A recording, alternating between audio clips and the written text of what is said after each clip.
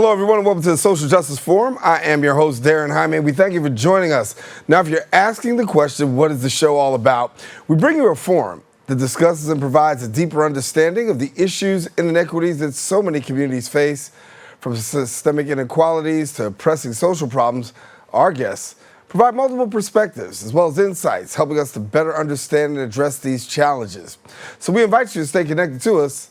The Social Justice Forum starts now.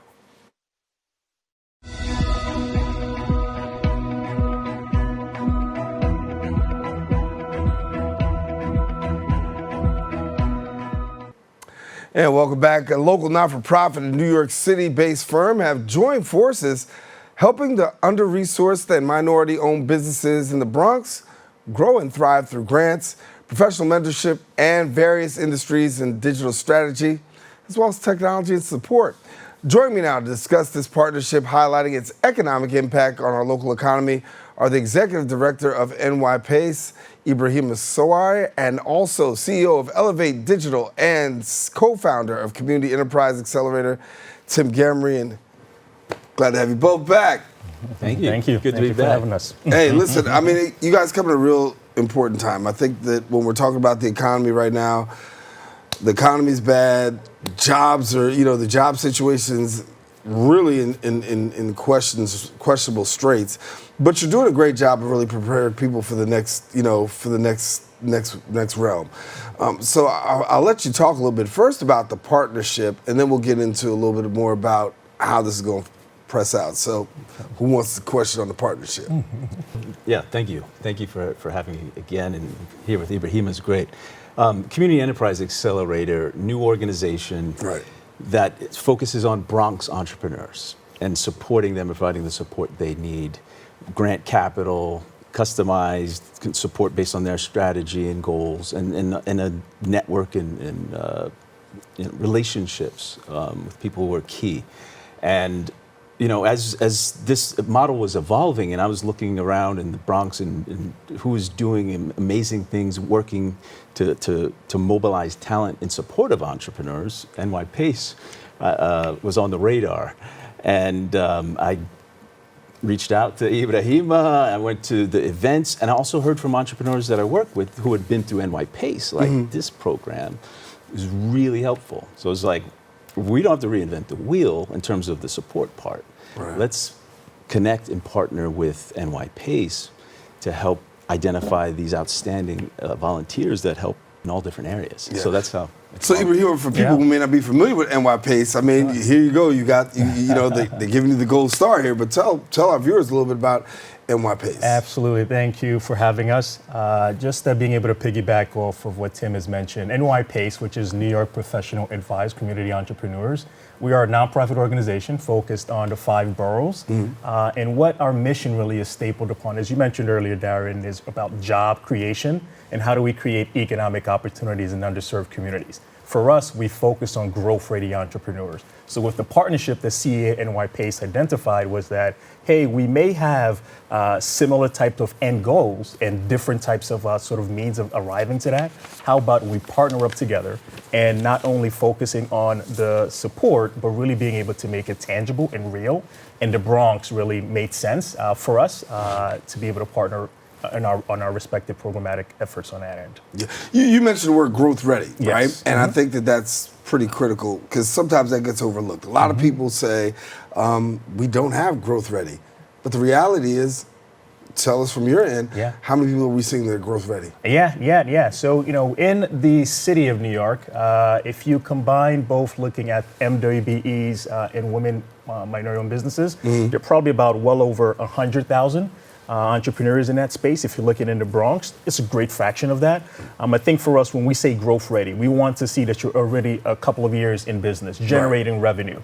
Because we do think by that time, you understand some of the growth issues, whether that be that you're trying to expand, whether that be you're trying to access capital, whether that be you're trying to expand your resources. So for us, once you're in operation as a proven concept, we identify those entrepreneurs and essentially pair them up with professionals that have the skill sets and competencies to take them to that next level. So that's where sort of the difference is. It's not curriculum based. Right. It's really tailored to each entrepreneur in that span. And Tim, how do these organizations get to the place where they're really reaching their full potential with you? Yeah, so that alignment is key. Just want to touch on that in terms of that custom approach of identifying what their goals are and opportunities are and help define those up front. And that becomes our goals in supporting them, not just the execution of a particular program. So when you have, these entrepreneurs coming there, the fact of trying to help them to reach that potential, talk about that. Yeah, so the key that is really important with a lot of businesses that have traction, which is the ones we are looking at. They have some revenue, they have customers, they have a proven model, but it's the systems, putting in place systems around operating their business so that they can build a team. And it's a lot, so many entrepreneurs, they're wearing multiple hats. Right. And a lot of the operations, the system, it's all in their head. So helping them get that out, and then also implement kind of systems around finance, around marketing, around hiring, documentation. Some of it's very boring in a sense in terms of the documentation, but the leadership and the volunteers from places like NYPACE who are working in organizations that have really tight systems. They're really able to help leverage that expertise to help implement systems for the entrepreneurs. Right. Yeah. So, again, I'll let you, I know you're giving a jump back ahead. Yeah. I think one of the key things that was exciting when Tim and I began our conversation was us both recognizing that there's community in both of our organizations' name, and figuring out that, how do we build an ecosystem around that? Right. And one of the things that I always, sort of drag Tim around is that he's sort of like the master planner, right? He's been able to see sort of the importance of building this ecosystem and looking at other partners, not only on the higher education standpoint, because he has been able to reach out to Lehman College on that point,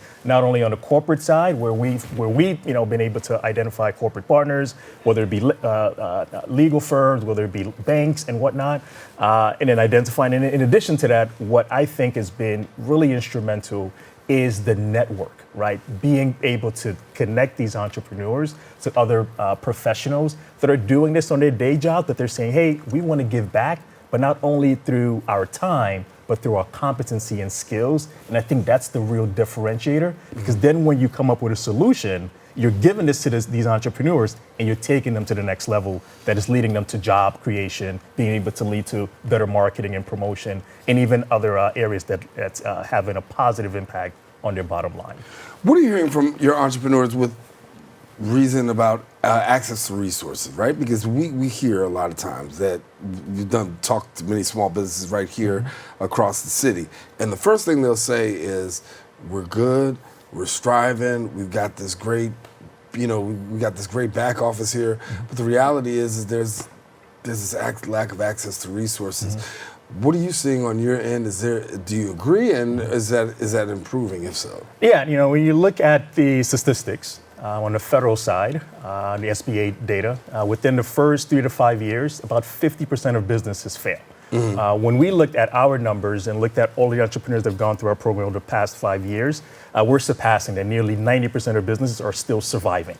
And that's partly because we've identified what are those growth barriers that are leading to, sort of being strapped for resources. Again, that is the network and being able to be connected. That is being able to position them to access the resources in terms of capital. Another huge area where small businesses oftentimes struggle in being able to access and being able to get to the next level.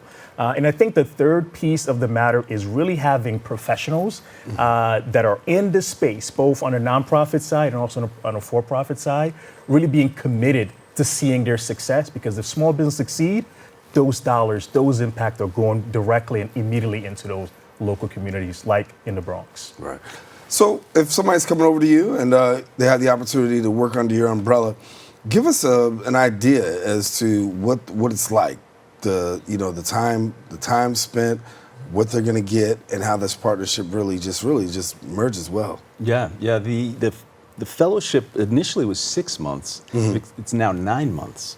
So over those 9 months, the fellows, they're meeting together. Right now there's 5 finishing up the second cohort. They meet together every week. I meet with them, and that's where the tremendous impact of them just sharing with the expertise with each other around their businesses. So that it cultivates throughout the whole time. There's monthly events. There are also quarterly events we have called Bronx Brilliance that are where we convene this ecosystem, and it continues to expand to connect the different stakeholders, whether they're financial providers or technical assistance providers or higher ed. Many times there's connection that where these folks are not necessarily a chance to meet, but in support of entrepreneurship and looking further down the pipeline too of younger students. So we had high school students and college students involved. But in addition to the meeting together, I'd meet with the fellows individually once a week also, and working to help them implement and connect with the resources and also gain a deep understanding. And Ibrahima and I think also why we connected is because it's personal. It's like, I was born in the Bronx. I came back and I came taught in the Bronx. Ibrahima, deep roots in the Bronx.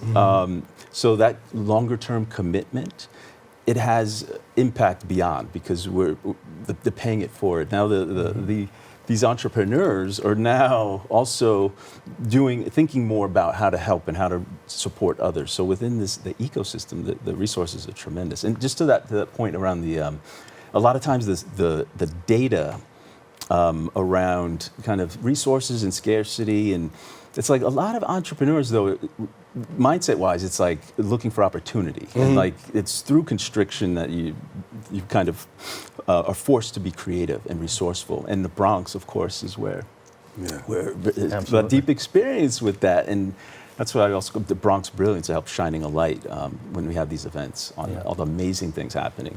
And I know for you, we talked a little bit off camera. There's a couple people you got your eye on because I mean they're just really they're really shining. Oh yeah. There's it's a longer pipeline, so the relationships remain. We're building a community and an ecosystem. So our first cohort is evolved. I saw folks yesterday and Monday, it's really building a community with intention and being expansive. And then also down the line, like college students and high school students, to expose them to all the entrepreneurs and all the great things happening. You wouldn't normally see. Yeah. And how big is that exposure, Ibrahima? Because when you get the opportunity to be exposed to something, I think, there's a saying that, people perish for a lack of knowledge. I like to say people perish for a lack of exposure. Yeah. No, to that point as well, and giving some sort of reference points of some entrepreneurs that have gone through both of our programs. Milagros of M&M Daycare. Prior to me even joining NYPACE, I'd been able to help her during the pandemic, and we were able to steer funding towards her during, sort of the health crisis that was happening at that time. And then once CEA was created, it was also able to go through the cohort 1. And one of the unique things that I've seen of CEA that I haven't seen in other organizations is the fact that organizations like CEA in their program, they invest in their entrepreneurs. In fact, they call them fellows. So there's actual sort of a really intensive application process before, and then once they're selected, funding that's given to them over that 6 to 9 month period. And then also exposure to all of these other resources that, again, is positioning them for sustainability growth. And again, it leads to them being able to do tremendous things and living their entrepreneurial aspirations and dreams. So that's sort of like the exposure results of what we're doing and collaborating in this joint effort. Yeah. How does somebody get in? Yeah. If you are at that earlier stage, early ideation, you're not ready for NYPACE, right? But a couple of years in business at minimum, being able to have a gross revenue of $75,000 at minimum, not profit, just gross in sales. Being based in the New York City area is also important, and we do have a preference for companies or entrepreneurs that are owned by women and minorities. Not exclusive, but if you are, those are, because we look at statistics, those are the indicators of where things have happened and not being able to grow. And then there is an intensive application process that we go through, and we review, meet with the entrepreneurs, and get them selected. Then they go through our most impactful program, what's called the 8-week flagship program, and we have about 5 of those cohorts every year. And this year, through the pilot, we were able to not only assign some of our advisors to the CEA cohort 2, but then the entrepreneurs that went through that have also been able to segue in to our program in a more intensified way. So that's sort of the eligibility and how the program sort of operates a bit. Yeah. And that intersects with our eligibility in terms of they have to have 75,000 in lifetime revenue, be in business at least 1 year. So there's some traction. The Bronx is key in terms of our focus. Bronx-based business has impact in the Bronx. We're in the process of evaluating the applications for the third cohort, and there's 80 applications that have come in. Narrowed down to 15 finalists that we'll be announcing in a couple of weeks, and then 5 fellows are selected from there. And what's also powerful about the model too is the selection process. Like the committee selecting this third cohort is made up of the second cohort's on it, in addition to some other key stakeholders that have been invested and involved, including one of our partners like NYPACE, Rashida is on that committee as well. So that kind of real community involvement and selection and expansion is key. So the application is closed for now. It'll open again in the spring for the next cohort. But again, we're building community, so we have events. We have an event coming up in 2 weeks at University of Mount St. Vincent, Bronx Brilliance, where we continue to invite people who really want to be a part of it. Yeah, you talk about building community. Talk to me about community support. How's the community really rallied around the work that you guys are doing? Yeah, from NYPACE, that has been integral in terms of our program being successful. So we do have referral partners. Essentially, those are other small business service providers across the 5 boroughs, whether it's some of the chambers of commerce, some of the community economic development organizations in the Bronx, Queens, Brooklyn, Manhattan, and even Staten Island and Brooklyn. So we leverage them to be able to support us. And in fact, I'll add this bit of a plug-in.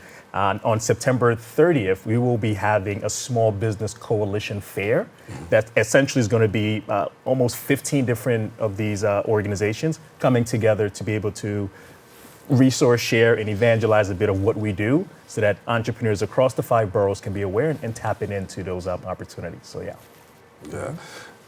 Events. People want to know how to get connected. What do they do about it? So they can go to the website, ceabx.org, join our mailing list, and you'll get information. We have capacity concerns this next event, actually. So it can't be wide open at this point, but we'll, if space allows, for newer folks, but because we're always growing and expanding it. So go to the website and social media. So you use the word capacity. I like that word, right? So let's talk about your at capacity. What does next look like for you both? I mean, I think you've got a great model right here. How do you scale up? What's next? Yeah. Well, from NYPACE's standpoint, we're about halfway through our 3-year strategic plan. And within that, we have 6 pillars that we're focused on. One of the main pillars is focusing on our programs and impact. So we have a goal by 2026 to support 500 entrepreneurs. As part of that effort is strategic partnership with CEA and other organizations. Part of that as well is being proactive and going out and identifying the right entrepreneurs to get through our program and giving them the right support that leads to tangible results and impact that we can be able to talk about jobs, create or retain, access capital, and so on and so forth. I think the last thing I would also sort of plug in a bit here is that if you want to be able to join NYPACE, whether you're at the early stage, we've recognized that there's more and more entrepreneurs interested in NYPACE's model. Although they may not be eligible, we still welcome them through our workshop learning series. So part of sort of our next evolution is how do we continue to take NYPACE from the best kept secret to the go-to organization for small businesses looking to grow and expand. As we look right now, I mean, and you see where we are as far as a society, with the economy, job situation, job creation, do you feel as though like you're right on time in the midst of everything that's going on? Like this is ideal. We're really, in this season right now. Absolutely, and I think it's because of it's coming out of context of what's needed and what's and being of service. Like that's the approach. And when I came back to the Bronx to work again after kind of working as a teacher and then got into technology, but always like home. Bronx is home, and came back to work. I was like, how can I be of service? Was the question, and got involved in economic development and business development, and just helping, but also observing, like, well, what's also needed, and so it's emerged out of observing kind of what is needed and helping make these connections across, and it's gone into the model for the CEA. Yeah. I mean, for me, I think it's the fact that I call the Bronx my second home. Being an immigrant, so just a bit of that intersectionality of being an immigrant, but also understanding sort of what has happened as being a black person in America. So it's both the opportunity, but also recognizing and accepting sort of the opportunities to address the systemic sort of issues and problems in this country. So to that question, despite sort of the socioeconomic sort of things that are happening, I see the opportunity, and having folks that are from the communities that we're looking to bring solutions to gives that opportunity to really be able to be real about it and authentic about it. You're not going to find solutions from folks coming from the exterior. Most oftentimes it's those that lived it, that are from there, that really can be able to come with solutions to address those problems that our people are facing. So for me, that's what I see. I'm a optimistic individual, so it's solutions focused, asset based, as opposed to it being, sort of deficit sort of based. So. Right. And one of the assets that I think both of you bring to the table is the fact that this coaching is available for people who are on their way up. Right, they're ascending up, they're getting their heels. I want you to just elaborate for a few moments on just the benefit, right, of this like coaching that you get, because this is a game changer for so many people. So many people lack it, right? But then to have it and to get a one-on-one coaching experience. So I just want to, hear from you on what you feel the value of coaching and what this brings to, those who you serve. Coaching, mentorship, advising, you have it, whatever you want to call it. But for us, that is one of the critical pieces of NYPACE's model that really sets us apart from other organizations supporting entrepreneurs. For us, the corporate professional partners that we are able to identify, whether it is the JP Morgan Chases of the world, the private equity firms, the EY, PwC, so many of them that we approach, and we identify professionals that are saying, hey, we're behind our sort of desks and doing all this world or domestic work and whatnot, but we don't feel fully fulfilled. So part of that fulfillment is giving back. And again, you're going to a point where we call it skills-based volunteerism. So I think that piece of the coaching and mentorship and advising in pro bono, I think is what really sets this sort of model to be so important and so unique and impactful. And for the entrepreneurs, it's all free for them. Right. So yeah. Right. I got to get in about cohort retreats. Tell me about it. Yeah, this second cohort, we kicked it off at the beginning with a strategic planning retreat at Hearst Tower. Hearst is the funder of CEA since the beginning, and now we're about to start fundraising more broadly. But been just an amazing partner. So we had all of the fellows there and advisors. Ibrahima was there at Hearst Tower. Amazing setting also to help them think more strategically, step back outside of the business, plan with more intention, and then have others also invested in that plan. Here's what they're trying to do so that it becomes a community goals. Right. And we're seeing some pictures right now. That was an amazing day. And we have events throughout that are also for the cohort to connect them to resources in the community. I have an event on Monday with a bunch of cohort members. Tonight I'll be at a different event. And some get out there, man.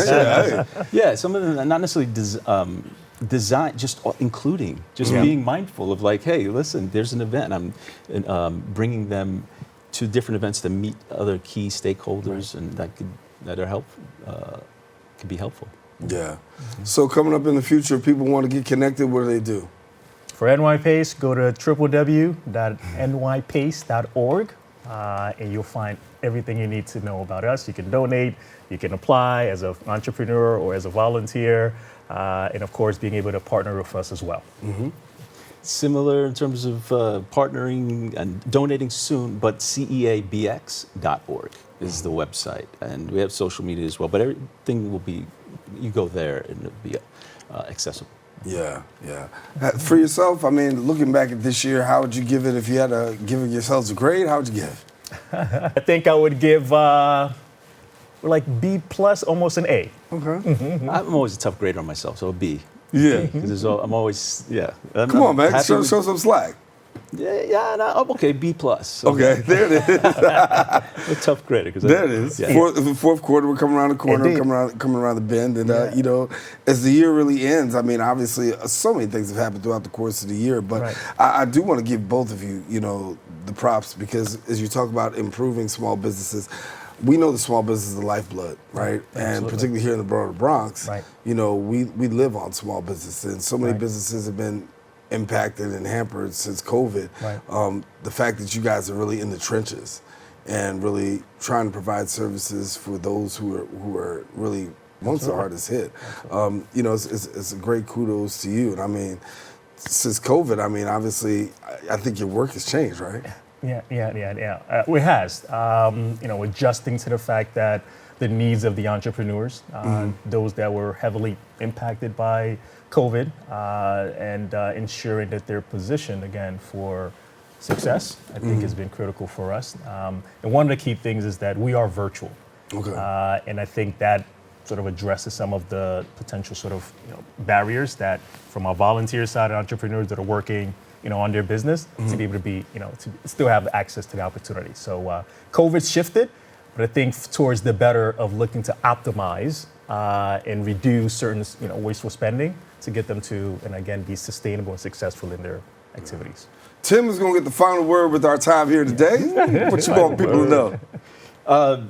Just on that point on COVID, Yeah. it ties into the final word because the CEA really evolved out of COVID too. A big part of it in terms of community and how Right. important that is. And that's like the antidote to weathering storms is real connection. And you see that all the time when there's emergencies, people come together, right, to do amazing things and work together. Well, what if we don't wait for emergency, right? What if we establish connection, and especially with entrepreneurs and the leadership across sectors? So I think, thinking a bit differently and getting out of comfort zones. I'm going to encourage people to do that around whatever sector you're in, entrepreneur, education, expand. And if you're interested in that, also come CEABX.org, come to a Bronx Brilliance event, and you'll see kind of these connections happening and unlocking amazing potential. Tim, great to have you. Right, sir. Thanks so much for being with us, Pleasure. all righty? Good to have you again, all right? Indeed. Well, listen, I want to let you know, coming to the end of our show, hope you enjoyed this week's discussion on the Social Justice Forum. Now, for rewatching this week's edition, catch the Recablecast right here on BronxNet.org. And if you want to join the conversation and present your point of view, you can visit our social media at BronxNet TV. Join us next week. We continue to elevate the discussion and bring further awareness across the globe. I'm your host, Daren Jaime, saying take care. God bless.